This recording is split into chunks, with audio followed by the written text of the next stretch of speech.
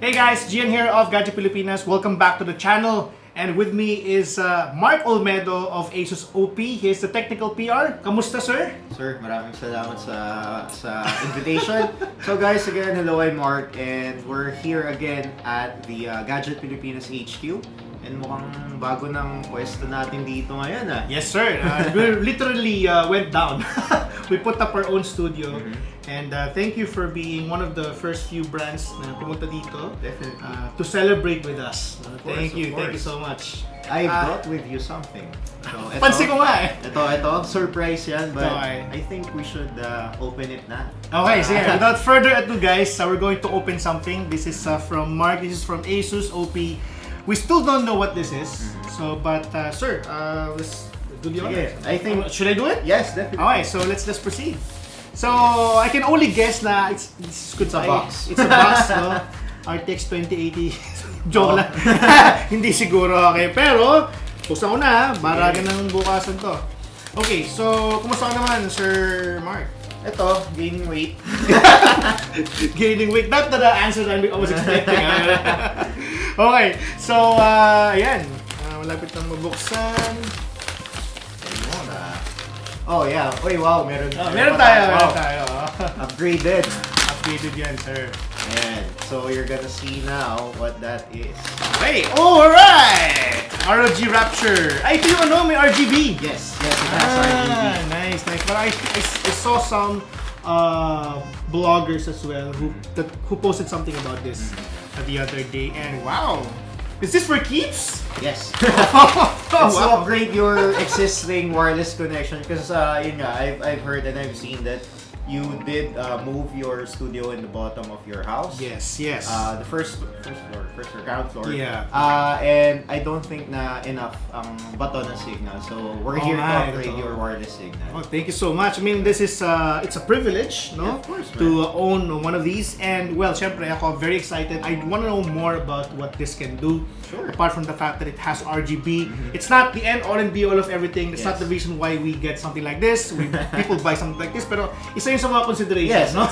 that's RGB. So everything now has RGB basically. Yeah. But again, apart from the RGB features, more importantly, what is it that this router can do? So basically, the ROG Rapture GTAC 2900 is para meron siya nung features nung first router that we gave to you, the GTAX 11000 sans or without the AX capabilities of this of the previous router. Yeah. So wait lang, kukunin ko yung aking box. Hold on. Alright, I'm back. Okay, ito yung dati. So the left. Left. On your left, you can see the GTX 11000. Yep. So, of course, the main feature of the GTX 11000 would be yung AX capability niya or the Wi-Fi 6. As you've demonstrated on your review, if you have a compatible AX device, which is like the Samsung Galaxy S10 Plus and the Galaxy Note 10 Plus, which was recently launched. Yeah. So, it's gonna display the Wi-Fi icon with number 6 on it.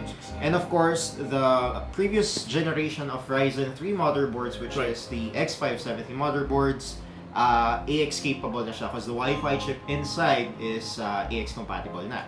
Right. So, yun yung minus with the GTAC 2900. Okay, so this one does not have an AX. This is the Wi-Fi 5 standard or the previous standard of Wi-Fi. However, meron siyang few tricks up its sleeve na may compromise siya na wala siyang AX. So, I would like to discuss first is the GeForce Now. Okay. So, GeForce Now, are you familiar with Google Stadia? Yes, I'm pretty familiar. Wala sa Pilipinas pa yun. Wala pa, yeah. Unfortunately, but hopefully soon they will bring it over. So, basically, the premise of GeForce Now is similar to Google Stadia. So, as you can see on the front of the box, this one. So it says GeForce Now recommended. So this router has been tested by NVIDIA to work well with their GeForce Now service. And it's currently in beta mode, and basically it's a cloud-based gaming service. So if you have, say, a really low-end laptop or a budget laptop, kahit yung work laptop ko sa office, as long as I have 20 Mbps connection within my network, it will work just fine for AAA titles. For AAA titles. Yes. So for example, games like Breakpoint or the new Modern Warfare. I'm not games, sure about that though. if they're pero, available. Yeah, if they're gonna be available. But pretty sure it will be. And I think PUBG is there as well. So, Oh, that's nice. So if you're traveling at work or I don't know, kung gusto mong dalhin yung router mo na may GeForce Now, you can just connect it to your network, connect your laptop to the GTA C2900 and it should work just fine. So you're basically telling me that this router is optimized for GeForce Now. Yes, it has been tested by NVIDIA. According to their standards, okay daw siya. Okay. Yeah. Well, marami naman times that NVIDIA and the ASUS Republic of Gamers have been really working together to achieve, innovations. Yes, yes, yes. That have never been done in the market. So it's a good thing that you guys are working with NVIDIA. Yeah. And I think that's another plus when you purchase the GTA C2900. However, I think we should open the box. Okay, let's go. And let's see. Alright. So we have paperwork. What is this? Okay. So installation, you can mount it if you want to. Oh, Yes. you can mount it sa wall yeah. if you want to. Alam ko pwede mo siya dikit sa sa laptop mo. Or sa desktop mo. Sa desktop. Pwede mo siyang iyan. So I think pwede siya. Pwede, no? Babarayan na mo lang siya. Ayan, of course, we have the paperwork sa likod niya. Okay. And we have Ayan. also instructions For the WT Fast. So this is Are you familiar with that this is service? VPN? Yes, it's a VPN. So let me just do a quick explanation on the camera for this one. So right here, the paperwork that you are seeing right now is to activate your WT Fast. And yun nga, during our house party, and I think you were present Yes, there. I was there. That was the first time that we've publicly displayed yung GTA C2900. Apart from the WT Fast that you're seeing here on the paperwork, I would like to explain then yung triple level game acceleration that we have on all of our gaming routers.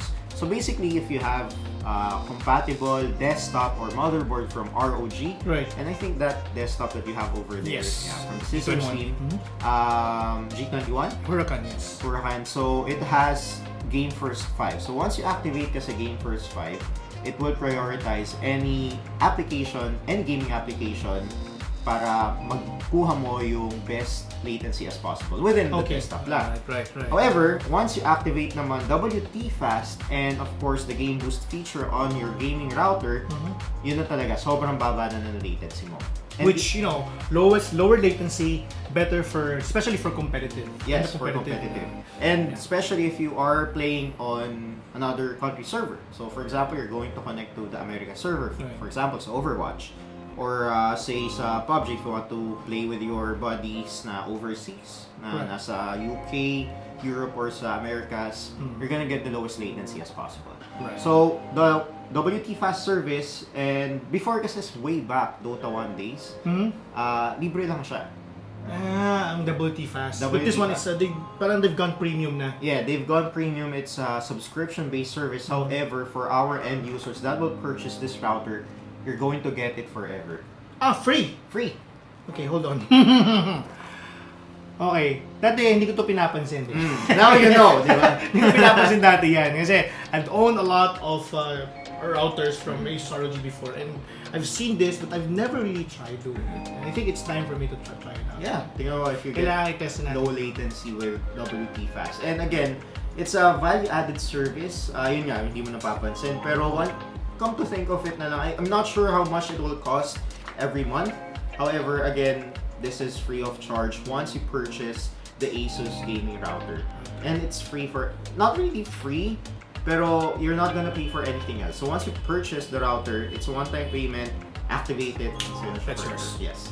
And it's tied up to your router. To your router, yes. Awesome. So, guys, don't forget that. Go and check it out. WT Fast. WT Fast. It's a free premium service built into ASUS ROG routers. Gaming router. Gaming routers. Okay. Got it. All right. Of course, we have our antennas. Here. 4 antennas? Three antennas. Three antennas. So it's the design is kind of similar to the RTAC86U, pero of course the hardware has been upgraded to give you better coverage. And of course we have the actual router itself. So yes. Ooh.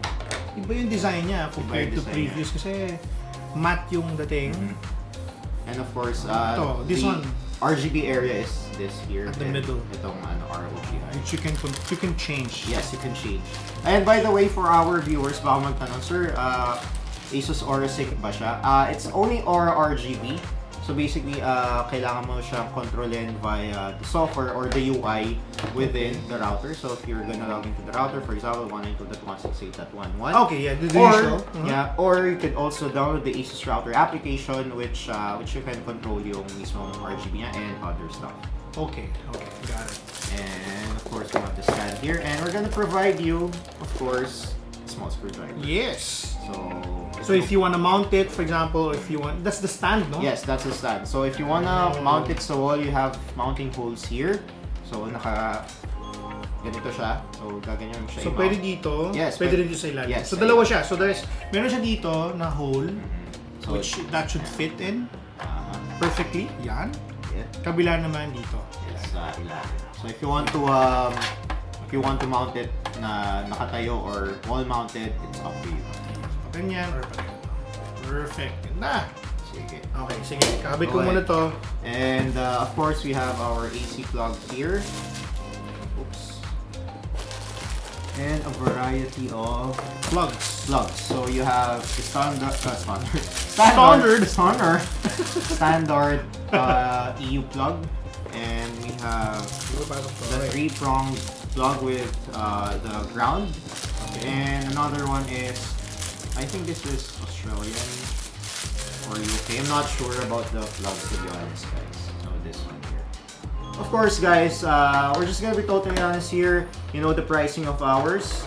It's kind of premium, however, you get the premium features as well, Yes. like what the fast. Yeah. And I forgot to tell you another premium feature rather of our ASUS router. All of our new AX routers, and as well as this specific gaming router, it has AI Protection Pro. So basically, you're protected. Yes, you're against malicious. malicious websites kapag www. Yeah. Ano, mali yung tinype mo, tapos ma-redirect ka sa ibang website. Yeah. It will give you a prompt na, are you really sure? I mean, it's a standard feature of browsers. However, if you're using, say, an unprotected browser, the router will detect na, oy, mali itong website na to. So it's gonna give you a prompt na, do not go to this browser. If you really wanna go, you might get infected. Another neat feature of AI Protection Pro kasi is that if you have a desktop or a laptop that's infected by a Trojan, Yep. kasi usually Trojan kasi it parades itself as a legitimate software. Right. So I'm looking at you pirates. So don't download illegally. Don't pirate. Don't pirate. So ang mangyayari dyan is it's going to communicate with the malicious server and will send, login credentials, bank statements, or whatever. So the router, even if you already have an infected laptop or a desktop, pipigilan niya mag-send ng information. So it will block. That's very smart. Yeah, that's very smart. So it just runs in the background. And of course, similar to What the Fast, it's forever. So it's free. It's free. Kasi with other routers kasi, you're going to see, meron siyang antivirus. However, usually it will only last you for 3 months. Yung patikim lang. Patikim lang. Tapos ikaw na bahala. Ikaw na bahala. Parang freemium yung ganyan Premium setup. basically. No? So ours is premium. So basically, you're going to factor that as well dun sa pricing ng router namin. As far as I know, the router costs around 15K. If I'm not mistaken, the GT AC2900 is around 50,000 pesos. 15,000 pesos. And for the features itself, For the features you get, sobrang sulit siya. yeah. No? So the features are, there are 4 LAN ports. 4 LAN ports, of course. 4 LAN ports, and there are 2 USBs, one USB 2.0 and one 3.0. So I just wanted to let our users know as well. Of course, yun nga, yung 4 na LAN ports. Then of course, the one port. And of course, the first LAN port pala, you can activate dual WAN. So if you have, for example, you have PLDT, Then the other one is to say converge, for example. So you can either use the other one as a backup, or pwede mong gawin yung link aggregation, which in turn It's available in the UI. Yes. I can change it. Yes. Oh yeah, So I've seen that in the AX1100 before. So what will happen is pwede mong pag-combine yung dalawang internet mo para super fast So internet. 100 plus 100, you get 200 200 Mbps from two sources. Two sources. So that's link aggregation, guys. And of course, another thing is that yung minention mo is USB 3.0 and 2.0. So the 2.0, you know, if you have a really old printer, for example, printers, you can so connect. magiging smart printer siya, so you can send your files through the router para ma-print mo yung files mo. And the USB 3.0, if you know you want to download files, files, man.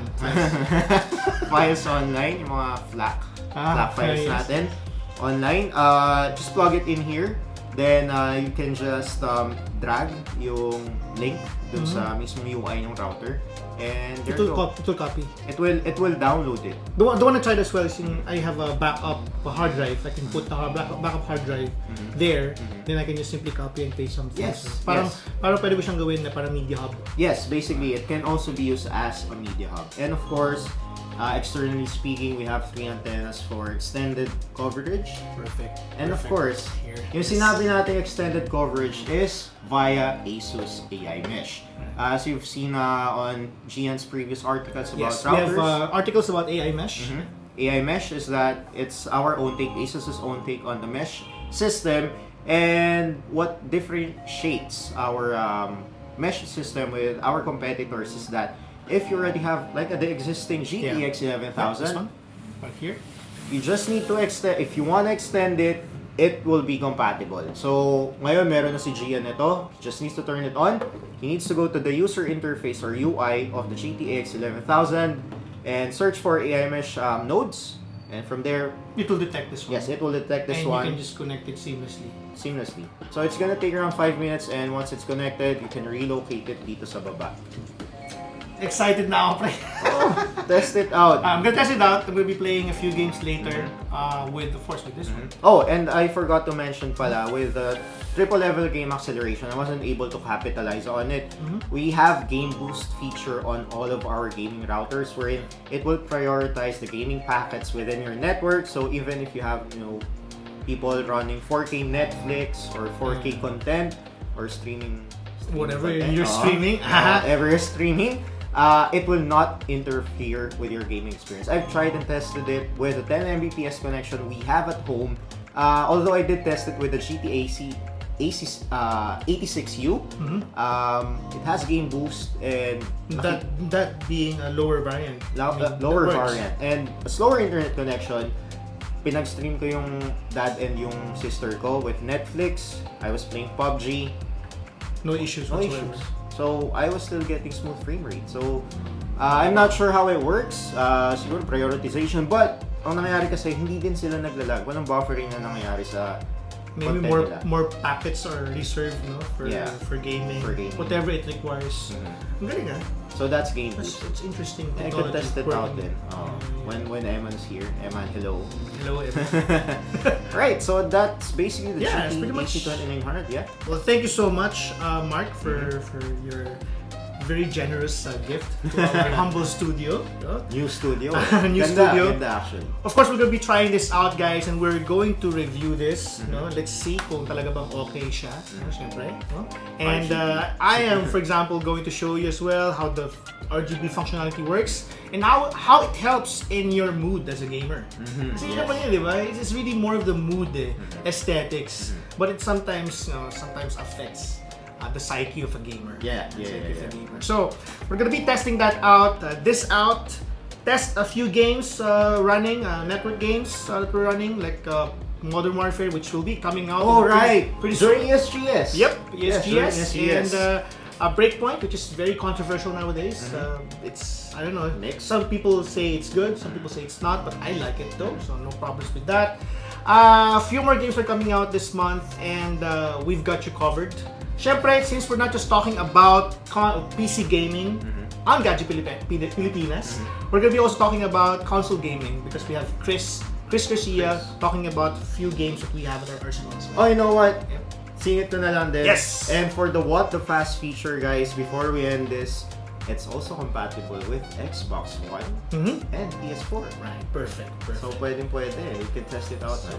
Yeah, PS4, and hopefully it will be compatible with the upcoming PlayStation 5, which will come out next year. Yes, December. next year, 2020. December. I'm thinking now. Okay, so yeah, alright, so guys, thank you so much, Mark, for dropping by. Thank you so much. Gian. We're gonna be testing this out. And for those of you who are currently watching right now, thank you so much for dropping by the stream. Thank you so much for supporting Gadget Pilipinas and ASUS Republic of Gamers through the years. Again, this has been Gian of GadgetPhilippines.net. If you have not yet liked or subscribed to our YouTube channel, go ahead and click that subscribe button and that notification bell para naman kahit paano that's a way for you to support us. Yes.